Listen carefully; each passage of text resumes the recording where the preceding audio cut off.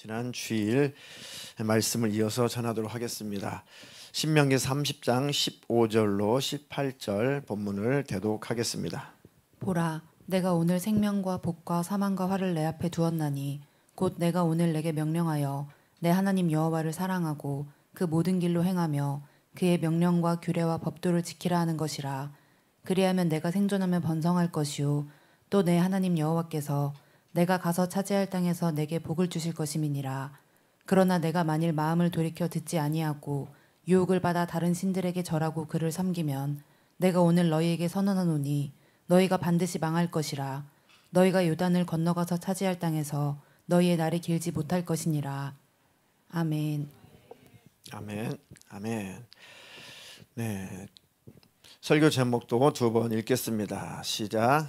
운명의 굴레에서 벗어나는 길. 네. 운명이라고 하는 뜻은 어떤 외적인 힘, 또 초월적인 힘, 또는 신적인 그런 힘에 의해서 어떤 우리 인생의 처지나 목숨이 영향을 받는 것, 그것을 운명이라고 하는 겁니다.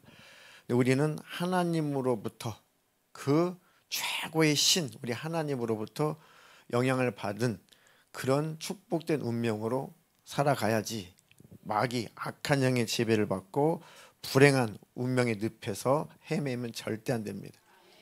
어차피 어떤 영적인 존재가, 어떤 신적인 존재가 우리의 운명의 삶에 영향을 미칠 거면 우리를 사랑하시고 책임지시고 복 주시고 영생 주시는 하나님의 영향을 받는 게 영원히 낫죠.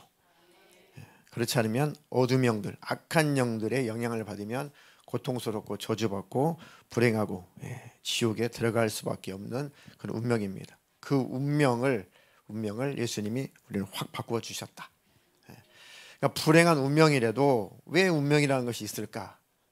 바꾸라고 있는 겁니다. 운명은 바꾸라고 있는 겁니다.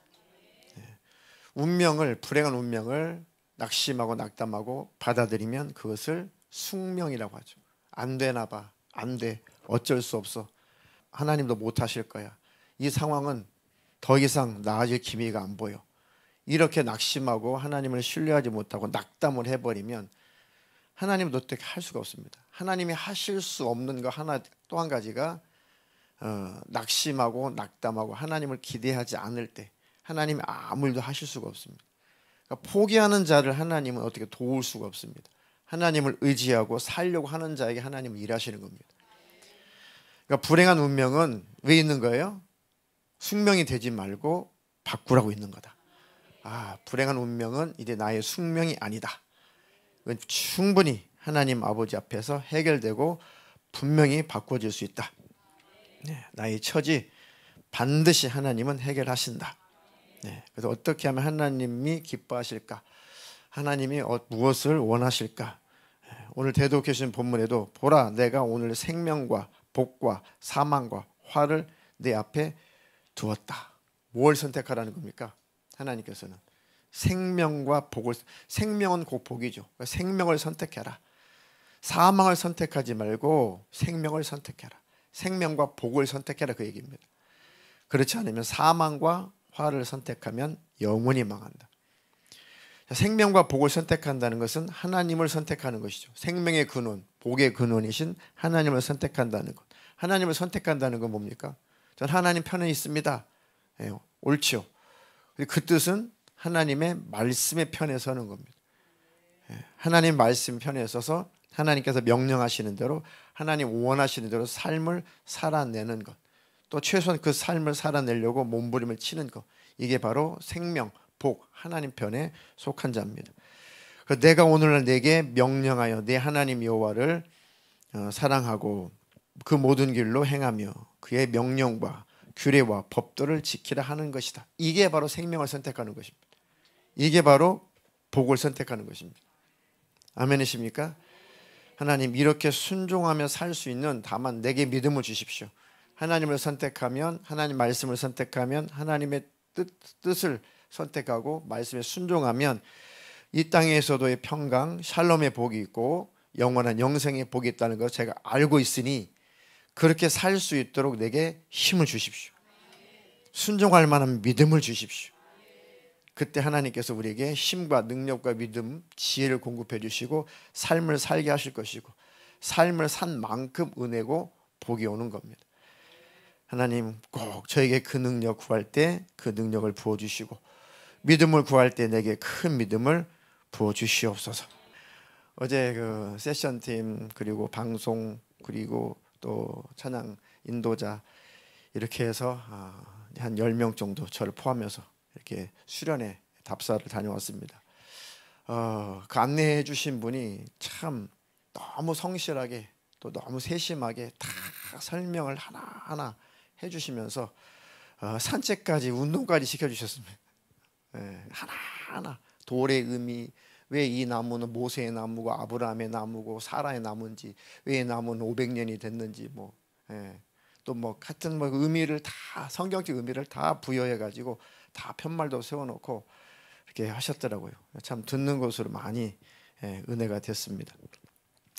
다 이렇게 설명 듣고 마무리하고 이렇게 일정에 대해서 좀 논의를 하고 또 충분히 회의를 또 하고 하다 보니까 또 해가 질 즈음 해가 넘어갈 즈음 되어서 또 식사를 또 하고 그렇게 이제 돌아오는데 다 피곤해서 졸고 자고 그럴 줄 알았는데 어떤 청년 하나가 유튜브에 나오는 그 찬양을 틀어놓고 막 찬양을 하기 시작했어요.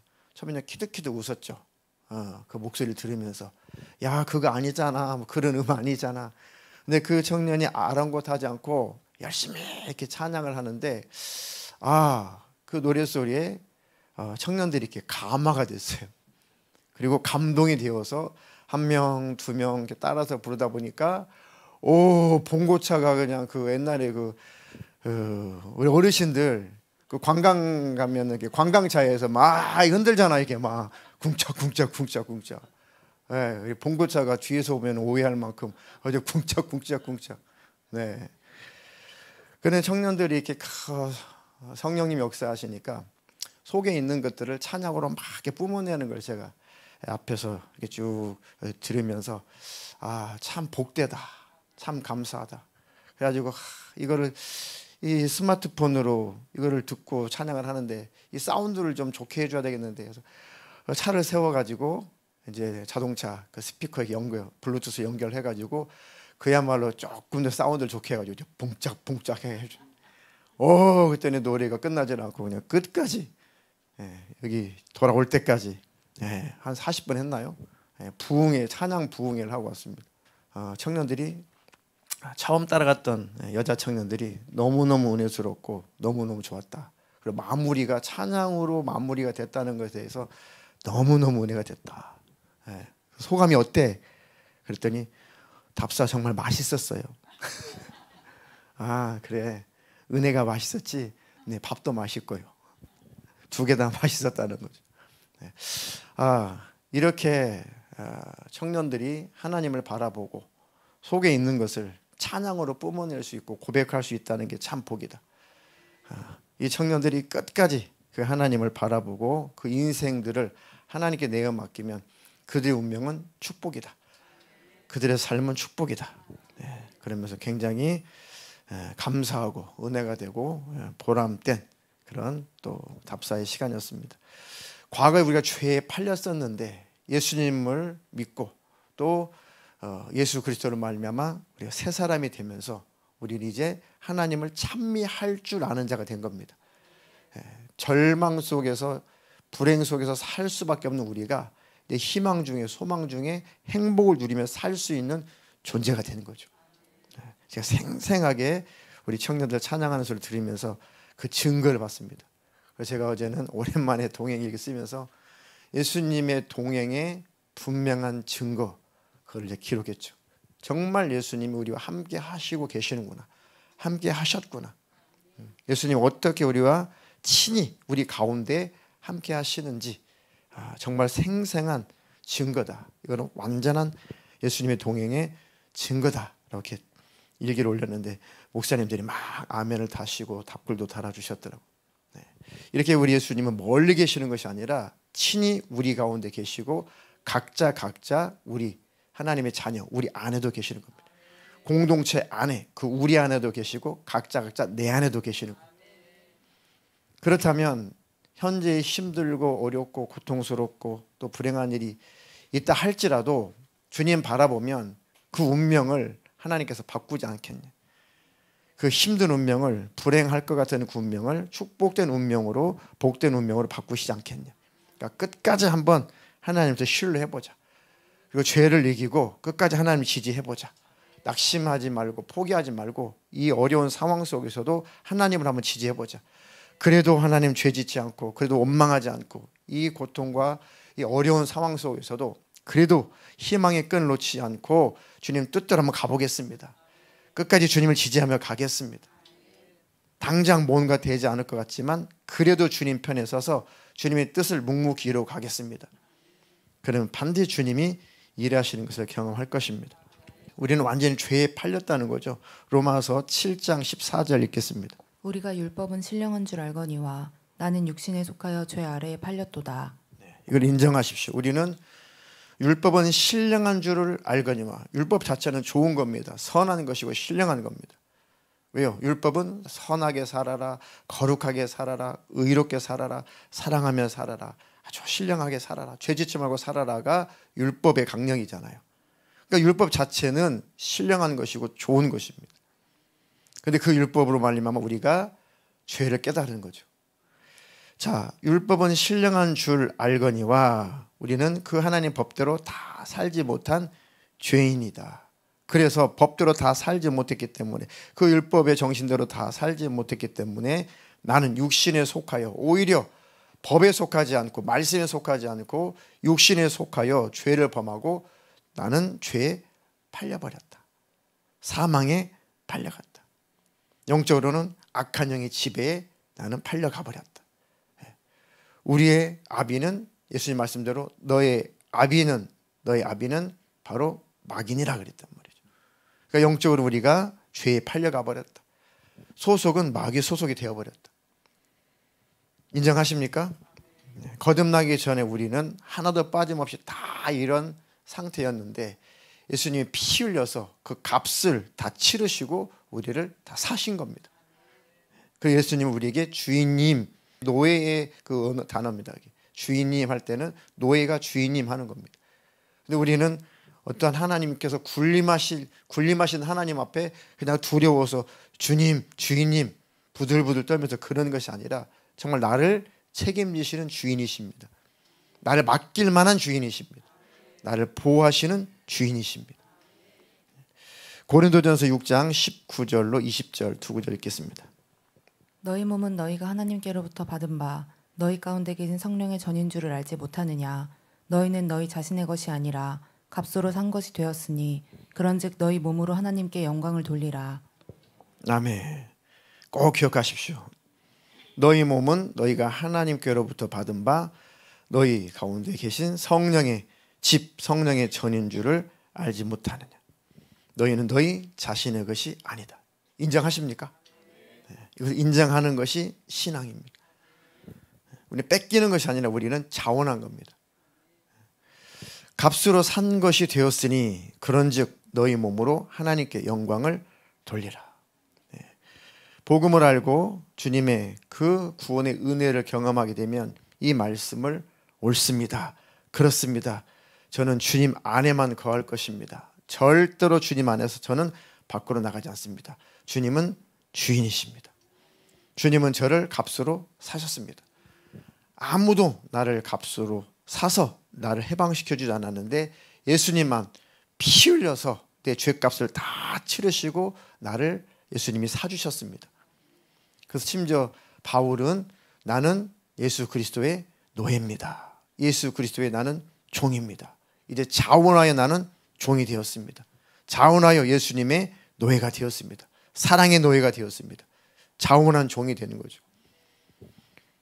하나님, 우리도 그런 고백을 하는 믿음의 사람이 되게 해 주시옵소서. 주님, 나를 값으로 사주셔서 감사합니다. 주님이 우리를 안 사주셨으면 어떻게 해요? 죄의 싹은 사망이죠. 멸망이죠. 주님, 멸망하지 않도록, 지옥 가지 않도록 나를 사주셔서 감사합니다. 나를 사주셔서 주님 집으로, 아버지 집으로 들이셔서 감사합니다. 그 종로로 탈 줄 알았더니 영원히 자유자로 살게 하신 것이고, 우리를 피로 값주고 사셔가지고 우리 부려먹는 것이 아니라 영생을 주시고 천국에서 영원히 행복하게 살게 하시려고 우리를 피로 값주고 사신 겁니다. 이들은 내 자녀다. 내가 피 흘려서 대가를 치르고 내가 다 샀다. 이들은 자유다. 영원한 자유다. 영원한 생명이다. 그러니까 마귀도 참수할 수 없고 율법도 참수할 수 없고 아무도 참수할 수 없습니다. 아멘. 그러니 너희 몸으로, 너희 삶으로, 너희 인생으로 하나님께 영광을 돌려라. 이건 당연하지 않냐라는 의미가 들어있습니다. 이렇게 주님이 은혜를 베풀어 주셨으니 우리도 자원함으로 우리 몸으로 하나님께 영광을 돌리며 살아야 되지 않겠냐. 은혜를 받았으니 하나님께서 그렇게 자원하는 마음을 기다리고 계시는 겁니다. 아멘이십니까? 그런 믿음으로 사는 저와 여러분 되기를 축복합니다. 친히 예수님께서 우리를 고아처럼 버려두지 않고 우리 안에 임마누엘이 무슨 뜻이라고요? 하나님이 우리와 함께 계시다. 언제 이루어졌어요? 예수님이 부활 승천하시고 내가 다시 오마, 그건 재림의 의미도 있지만 1차적으로는 내가 성령으로 너희 안에 직접 들어와서 하나가 되어서 함께 하겠다. 이게 바로 고아처럼 버려주지 않겠다라고 하는 첫 번째 의미입니다. 요한복음 14장 16절로 19절 읽겠습니다. 내가 아버지께 구하겠으니 그가 또 다른 보혜사를 너희에게 주사 영원토록 너희와 함께 있게 하리니 그는 진리의 영이라. 세상은 능히 그를 받지 못하나니 이는 그를 보지도 못하고 알지도 못함이라. 그러나 너희는 그를 아나니 그는 너희와 함께 거하심이요 또 너희 속에 계시겠음이라. 내가 너희를 고아와 같이 버려두지 아니하고 너희에게로 오리라. 조금 있으면 세상은 다시 나를 보지 못할 것이로되 너희는 나를 보리니 이는 내가 살아있고 너희도 살아있겠음이라. 아멘. 내가 아버지께 구하겠으니 그가 또 다른 보혜사를 너에게 주사. 성령님이시죠. 예수 주님이 영으로 오신다는 겁니다. 두 분이라는 게 아니라 한 분. 그 예수님이 육신으로 못 들어오시죠. 그분이 영으로 들어오신다. 성령으로, 거룩한 영으로 들어오신다는 겁니다. 영원토록 너희와 함께 있게 하리니 그는 진령이라. 세상은 능히 그를 받지 못하나니 이는 그를 보지도 못하고 알지도 못함이라. 그러나 너희는 그를 아나니 그는 너희와 함께 거하시며 또 너희 속에 계시겠습니다. 예수님 우리 속에 계시나요? 그럼 이 말씀이 이루어지는 거죠. 내가 너희를 고아와 같이 버려두지 아니하고 너희에게로 오리라. 주님 내 안에 계시다면 이 말씀이 지금 이루어진 겁니다. 임마누엘이 이루어진 겁니다. 주님은 나와 함께 하시는구나. 함께와 동행은 원어상 같은 단어입니다. 함께라고 해도 되고 동행이라고 해도 돼요. 예수님은 나와 동행하고 계시는구나. 그 예수님 정말 나와 함께하고 계시는구나. 조금 있으면 세상은 다시 나를 보지 못할 것이로되 너희는 나를 보리니 이는 내가 살아있고 너희도 살아있겠습니다. 그 예수님이 친히 성령으로 우리 안에 들어와 계신 겁니다. 꼭 기억하십시오. 주님은 나와 동행하고 계신다. 주님은 나와 정말 함께 하신다. 주님은 나의 기도에 응답하신다. 그분 나를 가장 좋은 방향으로, 선한 방향으로 나를 이끌어 가신다. 그 하나님을 신뢰하자. 지금 당장 힘든 일이 있고 어려운 일이 있을지라도 나는 하나님을 끝까지 한번 신뢰해 봐야겠다. 끝까지 하나님을 지지해 봐야겠다. 하나님 혹시 이것이 징계로 찾아온 것이라면 제가 회개하겠습니다. 하면 되는 일이고, 하나님 이게 연단의 과정인가요? 그럼 잘 통과할 만한 믿음을 주십시오. 하나님 불의가 없고 실수도 없고 악이 없고 하나님 죄가 없는 분이니까 그 하나님께서 허락하신 모든 것은 다 선이다. 우리 눈에 악으로 보이는 것 같고 불합리한 것처럼 하나님 이건 아니잖아요 라고 말하고 싶지만 그러나 그 속에서도 하나님은 선이다. 반드시 하나님은 선한 뜻이 있어서 그 모든 것을 허락하신 것이다. 하나님께서 우리를 징계하시는 것은 가장 사랑이고 선입니다. 하나님 우리를 연단하시는 것은 가장 큰 하나님의 사랑이고 우리를 향하신 최고의 관심입니다. 거기까지 하나님을 인정할 수가 있는 거예요. 거기까지. 근데 막상 큰일이 닥치면 좀 혼란스러울 수 있죠. 그때 믿음의 분량이 딱 드러납니다. 한 달에 한 번씩 예수 동행 목회를 지지하고 그걸 또 지향하는 교파를 떠나서 초교파적으로 목사님들이 한 달에 한 번, 제가 매달 가지는 못하지만 오랜만에 이번 달에는 월요일에 참석을 했었습니다. 가까운 데서 모임을 하길래 아내랑 같이 참석을 했는데 우리 경기 그 서 지역의 대표이신 이제 목사님께서 이렇게 쭉 말씀을 전하시면서 이런 간증을 하시더라고요. 사실 오늘 이 시간에 우리 둘째 아들이 암 수술을 지금 진행하고 있다. 그 말씀을 이렇게 하시는데 목소리도 떨리죠. 물론 긴장은 하시겠지만 이렇게 담담하게 또렷하게 말씀을 하시더라고요. 근데 그 손주, 그 아들의 아들, 그 손주가 100일짜리 100일이 됐습니다. 그러면서 만약에 이 아이의 아빠, 자기의 친아들이죠. 이 손주, 내 손주의 아빠, 내 아들, 이 아이의 아빠가 없다면 이 아이는 아빠 없는 아이로 자랄 거 아닌가. 그때 너무 마음이 힘들더래. 그리고 아들이 젊은데 혹시 어떻게 될까봐 이게 참 뭐랄까 최고로 좋지 않은 상황들을 사람은 생각하게 되잖아요. 근데 또 암이 굉장히 아주 위험한 곳에 이 뇌에 가까운 후두 쪽에 생겨서 이게 신경이라든가 혈관이 뇌로 바로 연결돼 있어서 뇌로 바로 전이가 되면 거의 이제 사망할 수밖에 없는. 그래서 어떻게 하나님께 다 맡기고 중보기도를 요청하고 기도하고 최종 검사를 했는데 수술해도 될 만큼 상황이 좋다. 그리고 현재로서는 다른 곳에 전이 소견이 없다. 전이가 되지 않았으니 수술 잘하고 하면 이거는 건강해질 수 있으니까 소망을 가지십시오. 제 의사가 그렇게 얘기를 해준 거죠. 그런데 이제 가장 뇌하고 가까운 곳에 발병이 됐다 보니까 긴장을 많이 했죠. 근데 이제 아버지인지라 아들이 오지 말라고 했는데 어떻게 안 가겠습니까? 수술하기 전에 갔는데 아들한테 혼났다는 거예요. 아버지는 목사 아닙니까? 목사님이 이렇게 그 이미 기도했고 오늘 수술할 날인데 굳이 또 오셔가지고 이렇게 염려를 하시냐? 빨리 가시라고. 하나님께 다 맡겼으면 하나님이 일하실 것이라고. 그렇게 하고 이제 돌아오셔서 이제 모임에 늦지 않도록 이렇게 오신 거죠. 진행하는 그 시간이 지금 아들은 지금 수술하고 있는 시간입니다. 오후나 돼서야 그 수술이 이제 다 끝나는 시간이죠.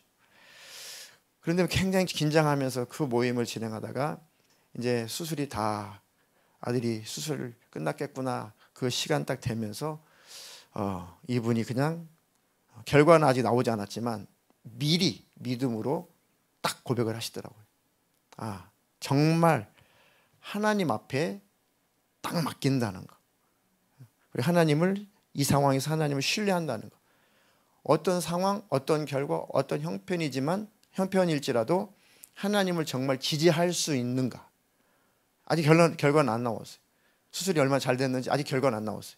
이때 고백하는 것이 믿음이라는 거죠. 좋은 결과가 나왔어요. 그것보다 어떤 결과가 나올지라도 하나님을 지지할 수 있는가. 하나님을 신뢰할 수 있는가. 그런데 그 순간 그분이 고백하는 순간 딱 그걸 하나님께서 주신 거죠. 이게 정말 하나님을 신뢰하는 거고 하나님 지지해 드리는 거구나. 그래도 그분이 마무리 기도하시면서 하나님을 지지합니다. 하나님을 신뢰합니다. 그러면서 이렇게 뭔가 찡한 가슴이 성령으로 말미암아 거기에 모여있는 목사님 사모님들이 여러 한 20여 명 모여 계셨는데 성령님이 역사하시니까 마음속에 똑같은 감동이 쫙 오는 겁니다. 한 그 선배님의 믿음의 그 고백이 이렇게 성령께서 강력하게도 역사하시는구나.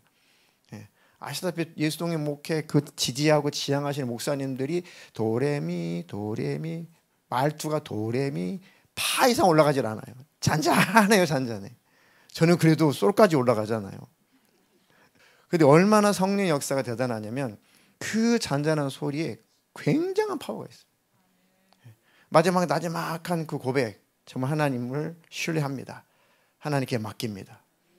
야, 이게 결과가 나오기 전에 고백이란 말이죠. 그게 이제 후배 목회자들로 하여금 큰 힘이 되는 거죠.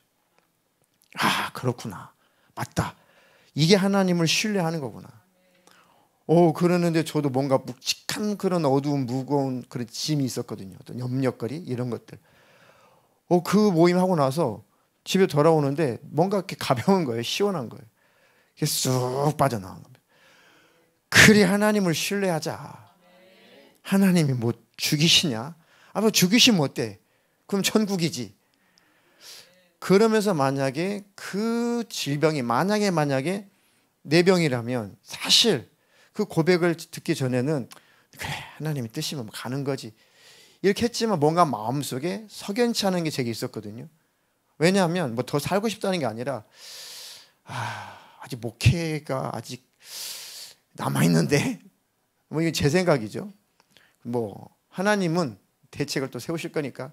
근데 인간적인 생각에 아직 우리 교회가 아직은 좀 이렇게 뭐랄까 아직은 좀 모래알 같은 뭔가 이렇게 아직은 끈끈하지 않은 아직은 2%가 아닌 20% 부족한 교회인데 지금 떠나면 이건 아닌 것 같기도 하고 이제 제 생각을 하는 거죠.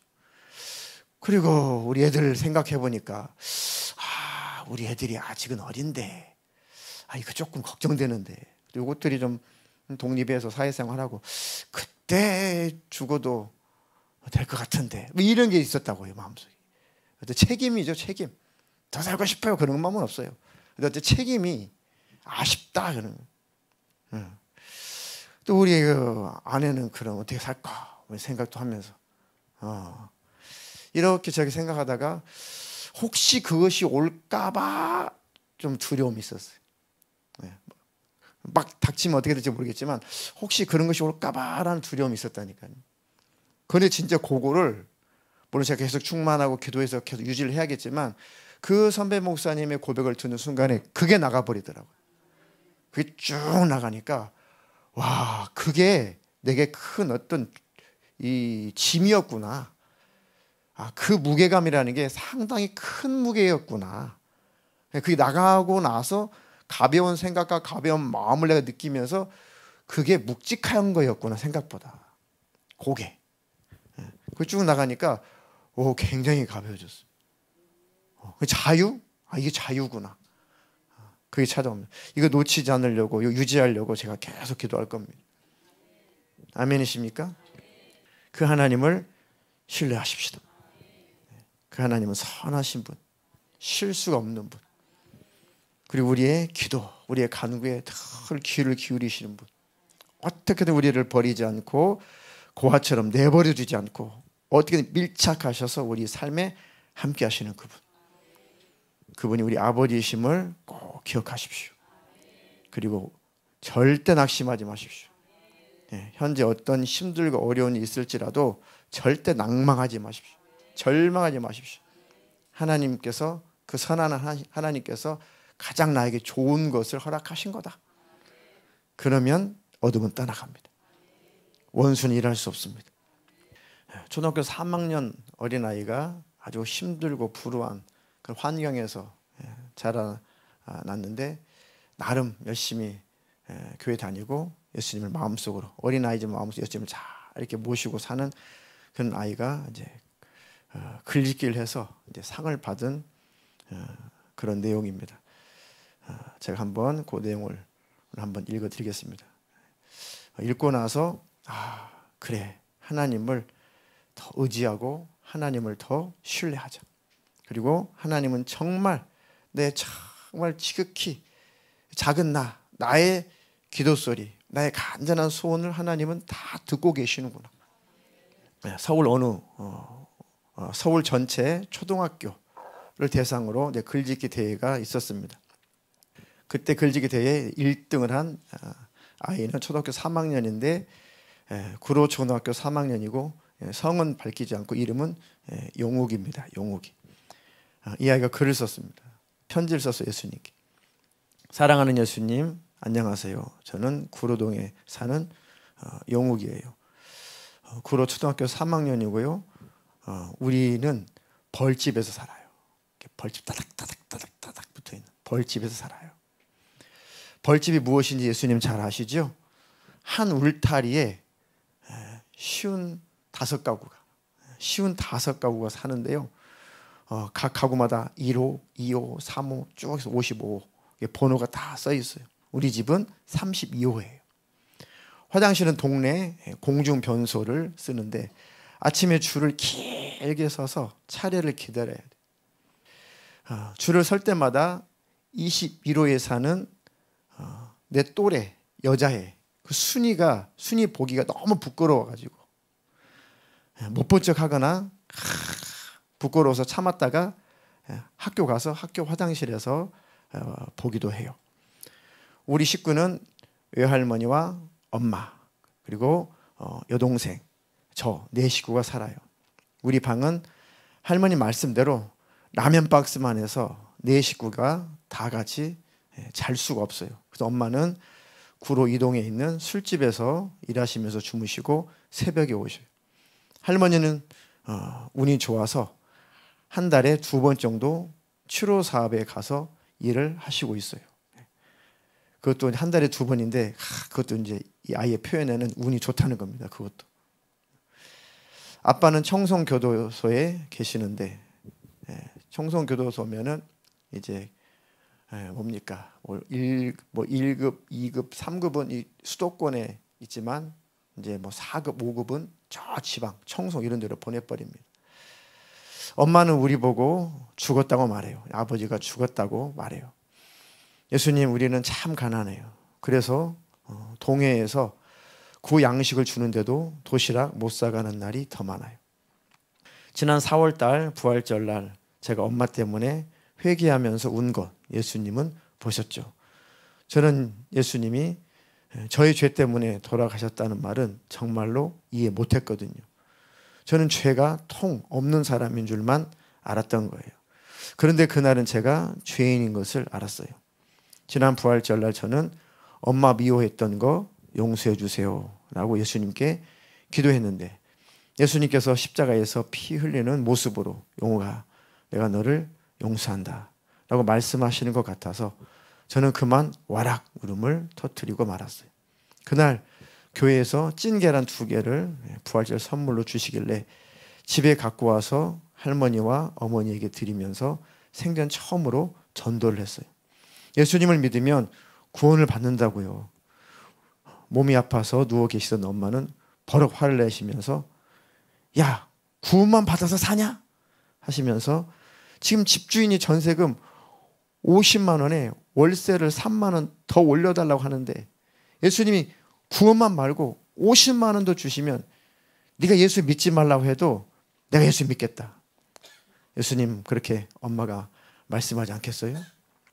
저는 엄마가 예수님을 믿겠다는 말에 신이 나서 기도한 거 아시죠? 학교 갔다가 집에 올 때도 몰래 교회에 들어가서 기도를 했잖아요. 근데 마침 어린이날 기념 글짓기 대회가 덕수궁에서 있다면서 우리 담임 선생님께서 저를 뽑아서 보내주셨어요. 저는 청송에 계신 아버지와 서초동에서 살 때 꽃가게를 운영하면서 행복하게 살았던 그 얘기를 그때를 그리워하면서 불행한 지금의 상황을 글로 썼거든요. 청송에 계신 아버지도 어린이날에는 그때를 분명히 그리워하시고 계실 테니 엄마도 술 취하지 말고 희망을 갖고 살아주면 좋겠다고 글로 썼어요. 예수님 그날 제가 1등상을 타고 얼마나 기뻐했는지 아시죠? 그날 엄마는 너무 몸이 아파서 술도 못 드시고 울지도 못하셨어요. 너무 아프니까 술도 못 마시고 울지도 못했다는 거죠. 그런데 그날 저녁에 뜻밖의 손님이 찾아오셨어요. 글짓기 심사위원장을 맡으신 할아버지 동화 작가 선생님이 물어물어 저희 집에 찾아오신 거예요. 대접할 게 하나도 없다고 할머니는 급히 동네 구멍가게에 가셔서 사이다 한 병을 사오셨어요. 그 할아버지는 엄마에게 똑똑한 아들을 두었으니 힘내라고 위로를 해주셨어요. 엄마는 눈물만 줄줄 흘리면서 엄마가 일하는 술집에 내려가시면 약주라도 한 잔 대접하겠다고 하니까 그 할아버지는 자신이 지으신 동화책 5권을 놓고 그냥 돌아가셨어요. 저는 밤늦게 할아버지께서 주신 그 동화책을 읽다가 깜짝 놀랐어요. 그건 다름이 아니라 책갈피에서 흰 봉투 하나가 툭 떨어지는 것이 아니겠어요? 펴보니 생전 처음 보는 수표가 아니겠어요?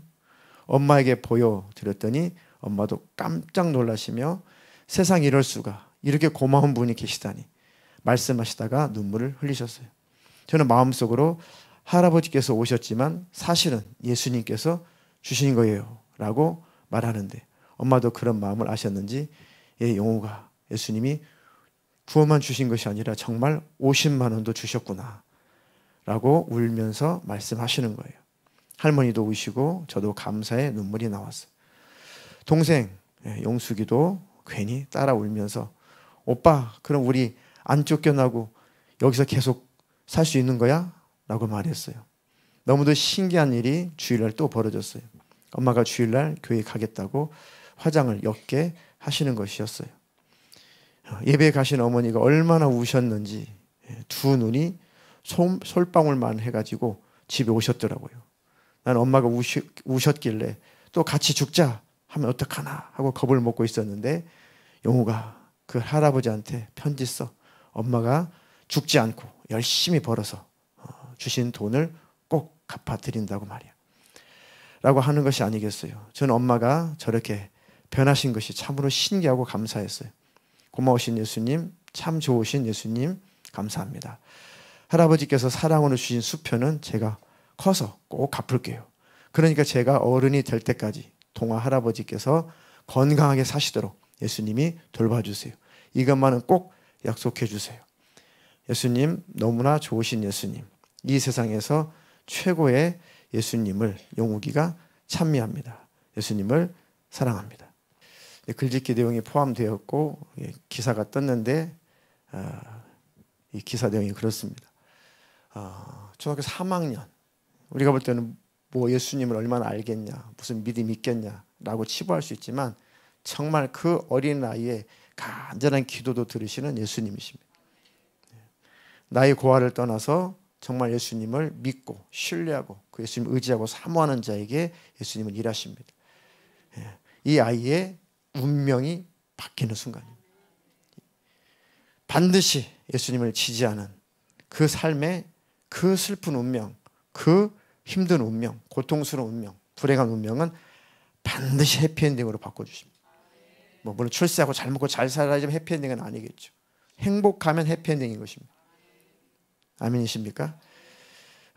힘들 때 절대 절망하지 마시고, 나의 운명을 바꾸실 분은 나의 하나님, 나의 아버지시다. 그분이 나를 사셨어. 나는 그분의 것이다. 나를 사셨다면 그분이 책임지시겠지. 나는 다만 그분의 뜻대로 한번 가보자.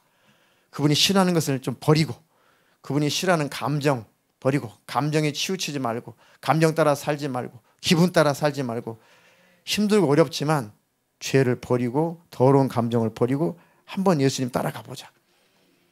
어차피 힘들고 어려운 삶이고 인생인데 예수님마저 놓친다면 나는 정말 불행한 운명이다. 그러니 예수님을 한번 쫓아가 보자. 그 예수님을 따라가 보자. 아멘이십니까? 매사에 하나님의 선한 뜻을 신뢰하시기를 주님의 이름으로 축복합니다. 축복합니다. 하나님 이렇게 해주면 따를게요. 이렇게 해주면 더 잘 믿어드릴게요. 이거는 믿음 아니다. 하나님은 선하신 하나님이시고 실수가 없는 하나님이시니 어떤 상황 속에서도 하나님을 지지하겠습니다. 하나님을 신뢰하겠습니다. 그것이 바로 하나님이 옳다 인정하시는 믿음입니다. 그 믿음으로 살게 하여 주시옵소서. 네. 목사님 나중에 단톡방에 일기방에 쭉 그 수술 결과를 보내셨는데 의사도 깜짝 놀랄 만큼 의사가 기대를 하잖아요. 그런데 그 이상 너무너무 수술이 잘 돼서 경과가 너무 좋다고 어제 저녁인가요? 다시 그 일기에 올라왔습니다. 네, 오늘도 단톡에 올라오면서